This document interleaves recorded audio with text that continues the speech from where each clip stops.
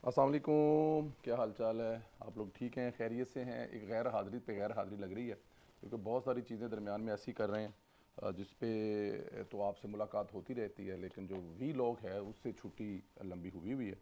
But आखिरी दिन है, कल इंशाल्लाह ताला अपने देश रवाना होंगे। कल इंशाल्लाह ताला दोपहर को दुबई की फ़्लाइट है और फिर एक आध दिन तो दुबई में थकावट जो है वो दूर करना बनता है, नींद पूरी करना बनता है।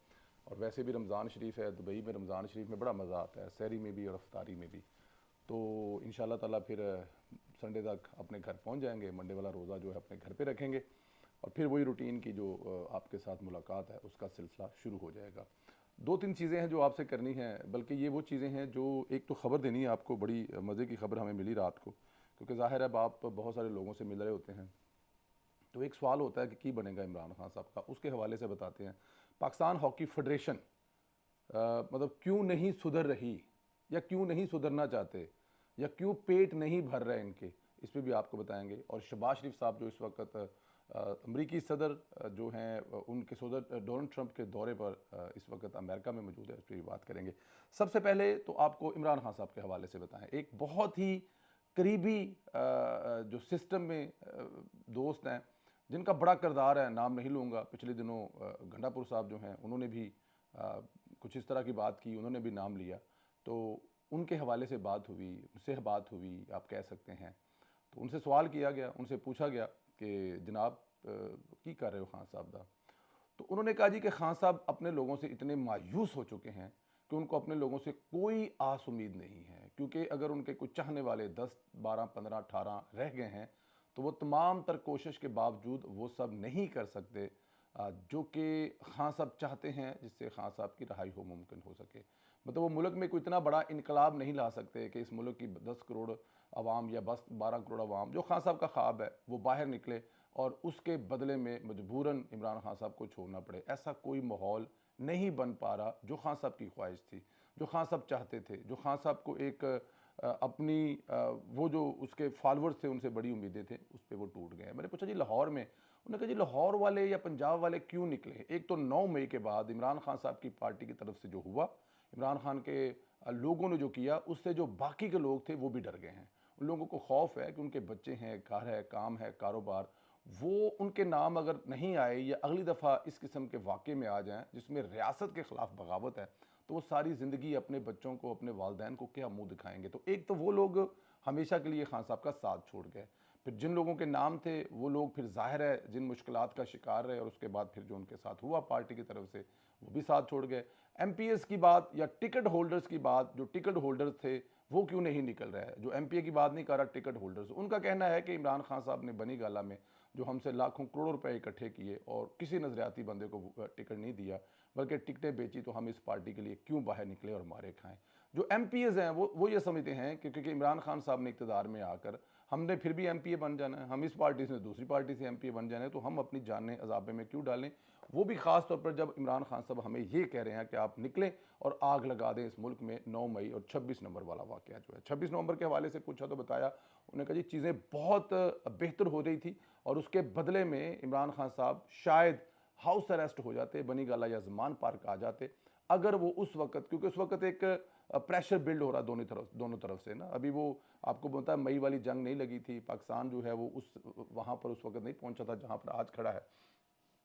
तो उनका कहना था कि उस वक्त चीज़ें बेहतरी की तरफ जा रही थी, लेकिन इमरान खान साहब की जो बुशरा बीबी का नाम लिया गया कि बुशरा बीबी की ना अकल, नाफहमी कह लें, उनकी जो कुछ गलत फैसले कह लें, शायद उनको लगा था कि वो वहाँ पर जाएंगे और वहाँ से करोड़ों रुपए लोगों को लेकर जो है वो चले जाएंगे, इमरान खान साहब की जेल तोड़ देंगे। और फिर पठानों का आना और जेल तोड़ना, ये उस वक्त जो बयानिया बनाया गया, तो उनको लगा कि पख्तून जो हैं वो इस हद तक चले जाएंगे और वो जेल तोड़कर इमरान खान साहब को बाहर ले आएंगे। ये तमाम चीज़ें थी। तो मैंने पूछा जी अब क्या होगा, ये सारी बातें तो हो गई, माजी होगी। उन्होंने कहा जी ये लास्ट इस वीलो के हिस्से की लाइन है।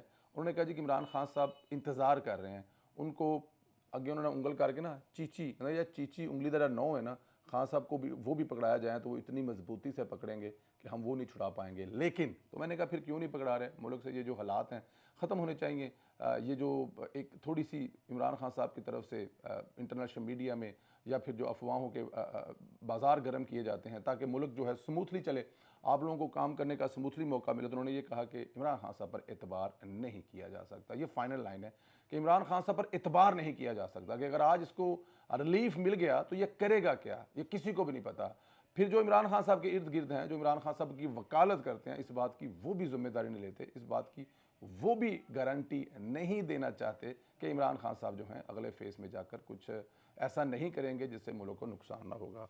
उनका बताना यह है कि इमरान खान साहब की फैमिली की ख़वातीन जो हैं वो अपना अपना चूरन बेच रही हैं, सबको अपना अपना है इस पार्टी में, इमरान खान साहब की किसी को फिक्र नहीं है। सुहेल अफरीदी के बारे में उन्होंने कहा जी कि वो सिर्फ़ और सिर्फ अपनी वजारत उज़्मा को तूल देने के लिए दोनों तरफ बराबर का खेल रहा है। गंडापुर की एंट्री से जो है वो सुहेल अफरीदी काफ़ी परेशान है कि ये यकदम कबूतर उड़ाते उड़ाते यहाँ पर आकर मुझे उड़ाने की तैयारी क्यों कर रहा है। तो ये मिला जुला चीज़ें हैं जिसमें एंड ऑफ डे पे इमरान खान साहब जो सिर्फ इंतज़ार कर रहे हैं कि मुझे कोई अपनी चीची उंगली का नाखून पकड़ाए और उसको पकड़ कर मैं बाहर आऊँ, और बाहर आकर मैं, लेकिन उस पर एतबार नहीं किया जा रहा। ये है वो सारी कहानी जो एक मिलने वाले एक बड़े करीबी दोस्त के साथ बैठ के गपशप लगी, तो उनसे पूछा, बड़ी मुश्किल से वक्त मिला। यहाँ पे वक्त लेना भी ऐसे लोगों से जो काम करने वाले हैं बड़ा मुश्किल होता है, लेकिन खैर शुक्रिया उनका, उन्होंने वक्त दिया।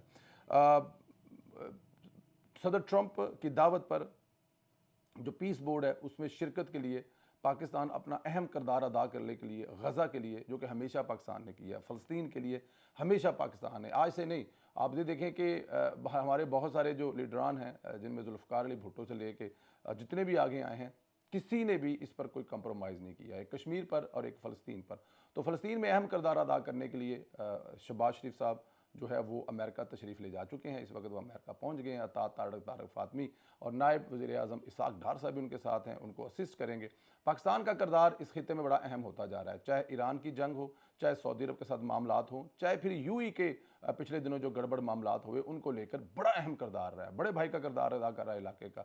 जिसे कहते हैं ना, मैं ये कहना नहीं चाहता, फिर अपनी नज़र भी लग जाती है, इलाके के चौधरी का किरदार जो है वो इस वक्त अगर देखा जाए तो पाकिस्तान जो कर रहा है और बड़ी अच्छी तरह से निभा रहा है। देखें इस वक्त जो अमन है, सुकून है, पीस है, आगे लोग लाखों बातें करेंगे कि क्या बेच दिया, क्या ले लिया फ़लस्तीनियों के साथ, लेकिन आज फ़लस्तीन में ये वाले रोज़े जो हैं पिछले 2-4 सालों में सबसे सुकून वाले रोज़े होंगे। वो जुल्म सितम नहीं किया जाएगा जो पहले किया जाता था। तो चीज़ें बेहतरी की तरफ हैं और इसमें जो अपना पाकिस्तान किरदार अदा कर रहा है वो इंशाअल्लाह ताला करता रहेगा, और पाकिस्तान को करना भी चाहिए, क्योंकि फ़लस्तीनी हमेशा पाकिस्तान की तरफ से देखते हैं, फ़लस्तीनी हमेशा पाकिस्तान को बड़ा भाई समझते हैं और वो समझते हैं कि पाकिस्तान उनका निजात दहिंदा होगा। और इसमें कोई शक नहीं है, अरब ममालिक भी जिस तरह पाकिस्तान को इस मामले पर साथ लेके चल रहे हैं, ये एक टीम वर्क है जो अरबिक ममालिक और पाकिस्तान मिलकर अमेरिका में केस लड़ रहे हैं फ़लस्तीन का। पाकिस्तान हॉकी फेडरेशन का अलमिया, क्या वजह है कि पिछले 30 साल से, अब 93-94 में अगर मैं गलत नहीं हूँ तो यहाँ पर आखिरी चैम्पियनशिप हुई थी और उसके बाद कभी आज तक यहाँ पे कोई बड़ा इवेंट नहीं हुआ, क्या वजह बनी? और ये सारा अरसा जो है इस मुल्क में पाकिस्तान हॉकी फेडरेशन पे साबिक ओलंपियन काबज़ रहे हैं। इस पे बात इसलिए कर रहा हूँ कि कुछ ऐसी चीज़ें हैं जो मेरी आंखों के सामने आई। हमारे एक दोस्त हैं, वो भी ओलंपियन है, उन्होंने एक बेड़ा उठाया अपनी अकेडमी के सर पर और वो चल पड़े। पाकिस्तान में हॉकी फेडरेशन को सुधारने के लिए या पाकिस्तान में हॉकी वापस लाने के लिए कोशिश की गई, जिसके बदले में एक दफ़ा डच क्लब आया और बहुत हाइप क्रिएट हुई। आप ये कह सकते हैं कि 24 साल के बाद कोई भी यूरोपियन खिलाड़ी पाकिस्तान की सरजमीन पर आया, उनको प्रोटोकॉल दिया गया, उनके मैच हुए, वो खेले, लाहौर इस्लामाबाद उन्होंने देखा, खाने खाए, और जाकर हॉलैंड के अखबारों में इतना पॉजिटिव चेहरा पाकिस्तान का गया कि मैं आपको बता नहीं सकता। अगले साल फिर यही फैसला हुआ कि इस साल 2 टीमें लेके आए। ये सब कुछ प्राइवेटली हो रहा था, प्राइवेटली वो आए, उन्होंने यहाँ पर आकर खेला। जर्मन और जो है वो डच क्लब आए, और जो डच क्लब था वो टॉप जब क्लब था, उन दोनों ने सियालकोट का दौरा किया, लाहौर के मुख्तलिफ मकामात का दौरा किया। 2 टीमें पाकिस्तान की थी, 2 टीमें यूरोपियन से आई थी, तो एक बड़ा माहौल किया। मुझे याद है हॉकी स्टेडियम में बताया ये गया कि किसी भी दूसरे मुल्क की टीम ये आमद 24-25 साल के बाद हुई है। फिर उसके बाद वो बड़े अच्छे तरीके से गए। उसके बाद फिर वहाँ से नेशनल टीम जर्मन अंडर 19 जो कि वर्ल्ड चैंपियन थी, उनको भी लाया गया यहाँ पर। अब प्रॉब्लम ये था कि प्राइवेट क्लब तो आप प्राइवेट ला सकते हैं, लेकिन नेशनल टीम प्राइवेट नहीं ला सकते, वो फेडरेशन टू फेडरेशन होता है। वो आए, उन्होंने अपने क्लब की धुम्में सुनी क्लब वालों से, उनमें एक लड़का क्लब का भी था जो वापस फिर अपनी नेशनल टीम के साथ आया। उसने बताया रास्ते में पूरी टीम को कि जिस मुल्क में जा रहे हैं वो कितने अच्छे होस्ट हैं, उनके खाने कितने अच्छे हैं, वो आपको किस तरह मूव करके लेके जा रहे हैं, ये सब कुछ होता रहा। मैं आपको ये बताऊं कि मोहसिन नकवी साहब की मेहरबानी, उन्होंने जो 2 क्लब आए थे उनके लिए 2 बसें बुलेट प्रूफ दी थी, और रेंजर के जो साथ की ड्यूटी लगाई थी, तो वीआईपी प्रोटोकॉल था क्योंकि सिक्योरिटी रिस्क नहीं लिया जा सकता था। और जब नेशनल टीम आई और फिर वो आके हत्थे चढ़ गई आकर यहाँ का जो बोर्ड है, यहाँ का जो हॉकी फेडरेशन है, फिर उन्होंने जो उनका हाल किया मैं आपको बता नहीं सकता। हॉकी फेडरेशन जर्मनी की तरफ से जो उनके करते धरते हैं, उनके मैसेज आज तक मेरे पास रिकॉर्ड में मौजूद हैं, जो मैं अपने एक ख़त में भी लिख चुका था। और मैं जो जिनके साथ हम मिलकर काम कर रहे थे गवर्नमेंट के जिस अदारे के साथ, उनके भी जो हेड है वो दिखा चुका था। ये देखें जी कि हमने अपनी कोशिश कर दी, लेकिन आगे क्या हुआ वो आपके सामने है। अब आपने जो देखा ये जो प्रो लीग है, ये कितने साल, 8 साल के बाद पाकिस्तान खेलने जा रहा है। 25 करोड़ रुपए बजट मांगा गया, हुकूमत पाकिस्तान ने 32 करोड़ का बजट दे दिया। अब 32 करोड़ का बजट देने के लिए सब डरते हैं, क्योंकि ज़ाहिर है अंदर घपले होने होते हैं, खाने पीने होते हैं, तो ऑडिट से बड़े डरते हैं। उन्होंने कहा जी आप स्पोर्ट्स बोर्ड को पैसे दे दें, हमें जितने जितने पैसे होंगे उतने उतने पैसे हम स्पोर्ट्स बोर्ड से लेते जाएंगे। ये भी ठीक हो गया, फैसला हो गया। स्पोर्ट्स बोर्ड ने ऑस्ट्रेलिया का जो अब कोई $1 लाख का जो खर्चा था, जो बच्चों की डेली जो वेजेस थे, उसके अलावा होटल खाने पीने का पूरा जो बिल बना के दे दिया। स्पोर्ट्स बोर्ड का कहना है कि उन्होंने चेक उठाकर पाकिस्तान हॉकी फेडरेशन को दे दिया। लेकिन इसके बावजूद पाकिस्तान हॉकी फेडरेशन ने जब वो ऑस्ट्रेलिया बच्चे पहुंचे, हमारे हीरोज़ ऑस्ट्रेलिया पहुंचे, तो वहाँ पे होटल तक बुक नहीं था। 24 घंटे सड़कों पर, मैं वो लफ्ज़ इस्तेमाल नहीं करना चाहता जो सोशल मीडिया पे लिखा हुआ है, खज्जल ख़राब होने के बाद फिर आज जो भट्ट साहब जो कप्तान है टीम के, वो कह रहे हैं, मैं वो भी अल्फाज नहीं दोहराना चाहता। और उसके बाद फिर उनको एक एयरबीएनबी में रखा गया, जहाँ पर आपने खाना भी खुद होता है, पकाना भी खुद होता है, आपने खेलना भी है, चीज़ें भी हैं। मतलब आप कह रहे हैं कि पूरा जलालत का package Pakistan hockey national team के मत्थे मलकर उनको वहाँ पर छोड़ दिया गया। इवन जब वो वापस आए तो आप बिलीव करें कि वो बेचारे एयरपोर्ट खड़े रहे, किसी ने उनको रिसीव नहीं किया। हॉकी फेडरेशन की कोई गाड़ी नहीं आई, कोई अपने दोस्त की गाड़ी में और कोई ऊबर बुक करा के आ रहा है। और मैं ये पाकिस्तान नेशनल टीम की बात कर रहा हूँ। लेकिन जब हम लोग प्राइवेटली एक टीमें लेके आए थे, तो उनको बुलेट प्रूफ गाड़ियाँ मुहैया किया गई थी। ये सब कुछ क्यों हो रहा है?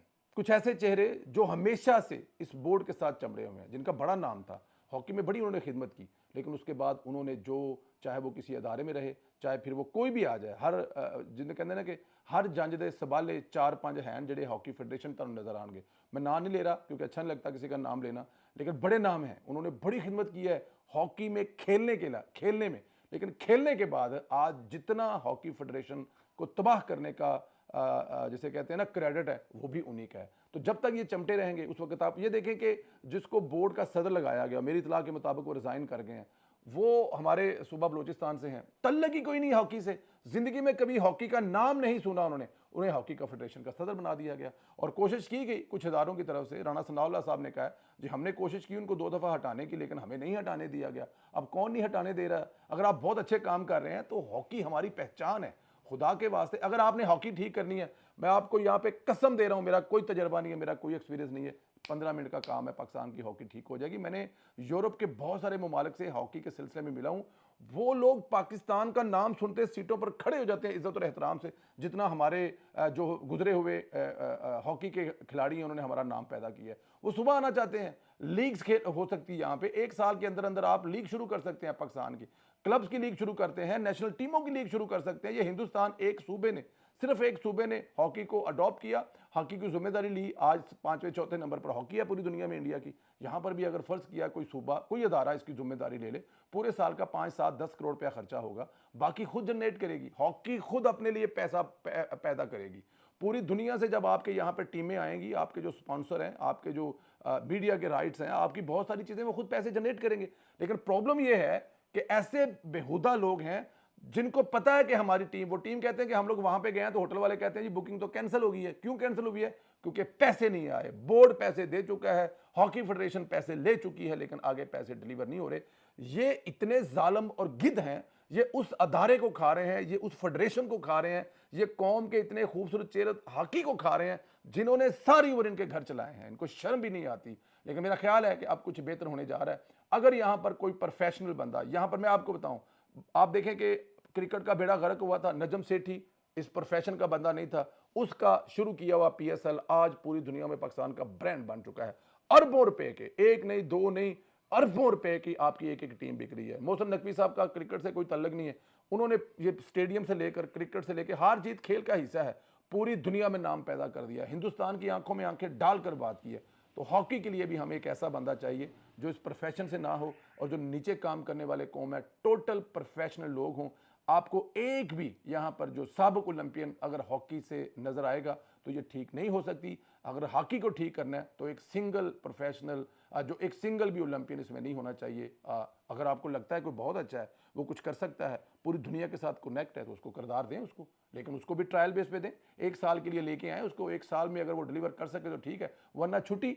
और एक एक अभी देखिए, मैं हुकूमती इदारों से मिलता हूँ ना, मरियम नवाज के प्रोग्रामों में कोई ऐसा प्रोग्राम नहीं जिसमें कैश पकड़ाया जा रहा है। हर चीज़ ऑडिट कितना आसान है, हर चीज़ बैंकों के जरिए दी जा रही है, ऑडिट है। लेकिन यहाँ पे आदम ही निराला है। अल्लाह पाक आपको सलामत रखे, खुश रखे।